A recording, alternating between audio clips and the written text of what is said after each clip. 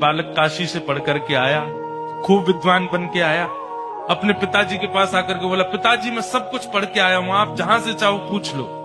तो पिता ने यही पूछा, बताओ पाप के बाप का नाम क्या है? नहीं बता पाया। बोले ये तो नहीं पढ़ाया गुरुजी ने। बोले ढूंढ के आओ कौन है पाप के बाप। बालक ने कल पढ़ा ढूंढने के लिए, तभी 2-3 दिन निकल गए, कहीं से उत्तर नहीं मिला पाप का बाप कौन।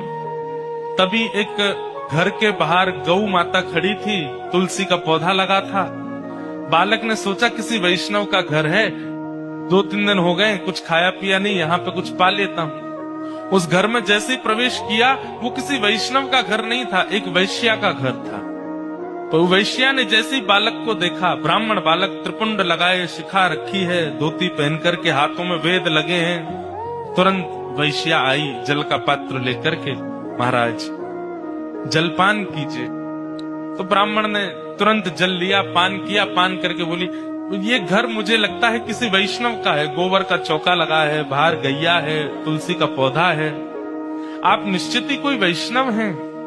वैश्या बोली, वैष्णव का तो नहीं पता मैं हूं कि नहीं, पर मैं एक नगर वैश्या हूं। जैसे ही कहा नगर वैश्या, ब्राह्मण बालक तो तुरंत बाहर गया, वमन करने लगा, अपने पेट में हाथ लगाने लगा, पानी निकालने लगा बाहर।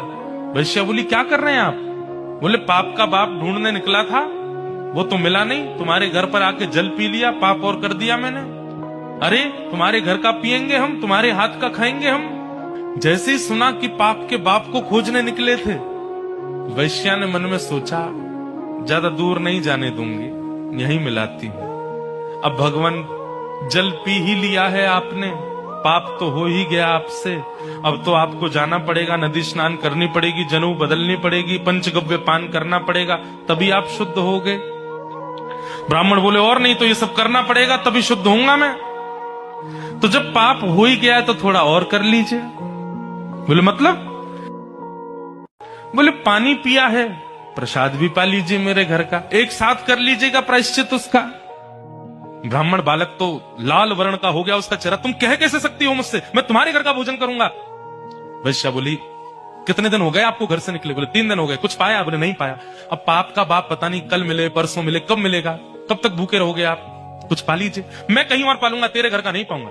इतने दिन से आप अकेले घूम रहे हैं, आपके पास धन भी नहीं होगा, मेरे घर अगर आप प्रसाद पाएंगे तो मैं दक्षिणा में 5 सोने की मोहर आपको प्रदान करूंगी, और फिर बाद में प्रायश्चित तो आप कर ही लोगे, कम से कम 4-5 दिन के लिए कुछ हो तो जाएगा आप पे व्यवस्था। 5 सोने की मोहर।